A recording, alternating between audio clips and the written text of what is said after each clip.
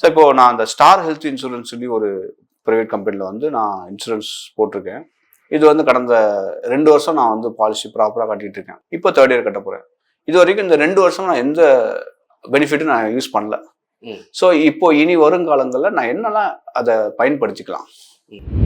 முதல்ல நீங்கள் 2 வருஷம் நான் வந்து போட்டிருக்கேன், எந்த பெனிஃபிட்ஸுமே நான் வந்து பண்ணலை, அனுபவிக்கலை அப்படிங்க சொல்கிறது வந்து என்னன்னாக்க உங்கள் ஹெல்த் நல்லா இருக்குது.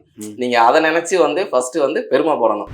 நான் எந்த ஒரு கிளைமுக்குமே இது வரைக்கும் போகலை, ஸோ அதனால் வந்து என்னோட ஹெல்த் வந்து இது வரைக்கும் நல்லா இருக்குது அப்படின்னு வச்சுட்டு ஃபஸ்ட்டு நம்ம சந்தோஷப்பட்டுக்கணும்.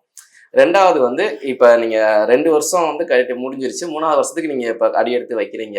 ஸோ இந்த 3வது வருஷத்தில் பார்த்தீங்கன்னாக்க உங்களோட மேஜர் சர்ஜரிஸ் 2 இயர்ஸுக்கு வந்து மேஜர் சர்ஜரிஸ் வந்து எதுவுமே வந்து கவரேஜ் வராது. ஸோ இனிமேல் வந்து உங்களோட மேஜர் சர்ஜரிஸ் எல்லாமே வந்து கவரேஜ். மேஜர் சர்ஜரினா எது பொருந்தும்? அது வந்து இவ்வளோ நிறையா ஏன்னா எல்லாமே மேஜர் சர்ஜரி தான். இப்போதைக்கு வந்து நீங்க பண்ணக்கூடியது எல்லாமே மேஜர் சர்ஜரி. அதனால நம்ம மேஜர் சர்ஜரி அப்படின்னு சொல்லிட்டு ஆக்சுவலி வந்து என்னன்னாக்கா மைனர் சர்ஜரி இல்லாம வந்து நீங்க அட்மிஷன் ஆகி ஒரு 5 நாள் ஒரு 3 நாள் இருக்க வேண்டி இருக்கிறது எல்லாமே வந்து மேஜர் சர்ஜரிஸ் தான். ஸோ அந்த மாதிரி இருக்கிறது எல்லாமே வந்து 3rd இயர்ல இருந்து உங்களுக்கு கவரேஜ் வர ஆரம்பிச்சிடும்.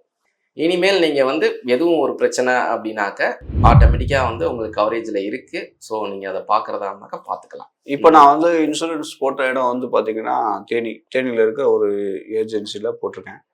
இப்போ நான் மதுரையில் அதை அவைல் பண்ணிக்க முடியுமா?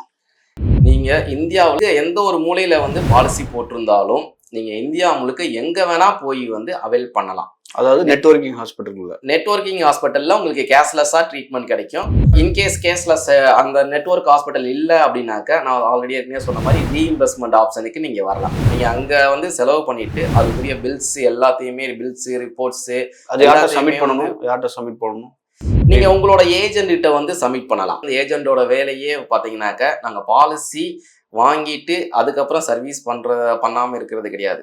நம்ம பாலிசி நாங்கள் என்னைக்கு உங்ககிட்ட வாங்குறோமோ எல்லா ஏஜென்ட்டோட வேலையுமே வந்து பார்த்தீங்கன்னா உங்களுக்கு சர்வீஸ் பண்ணி கொடுக்கறது தான். உங்களோட எந்த இன்சூரன்ஸ் ரிலேட்டடாக வந்து ஒர்க் இருந்தாலும் நாங்கள் எல்லா இன்சூரன்ஸ் ஏஜென்ட்டுமே வந்து அதை பண்ணி கொடுப்போம்.